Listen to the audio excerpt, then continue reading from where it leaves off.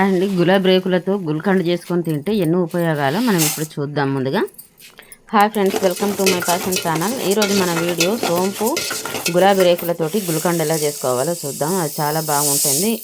ఇప్పుడు summer start అయింది కదా, దీనికి మనకు ఒంట్లో చలవ చేస్తుంది, ఒంట్లో వేడిని తగ్గిస్తుంది, తలనొప్పి తగ్గుతుంది, కళ్ళ మంటలు తగ్గుతుంది, జీర్ణశక్తి పెరుగుతుంది, అజీర్తి తగ్గుతుంది, కడుపుబ్బరం తగ్గుతుంది, కడుపులో మంట తగ్గుతుంది, ఒంట్లో వేడి తగ్గుతుంది, మానసికంగా రిలీఫ్గా ఉంటుంది,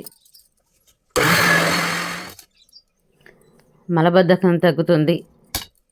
రోజు ఒక స్పూన్ తినండి, లేదా ఒక ఉసిరికాయంత ముద్ద చేసుకొని ఒక ముద్ద తినండి.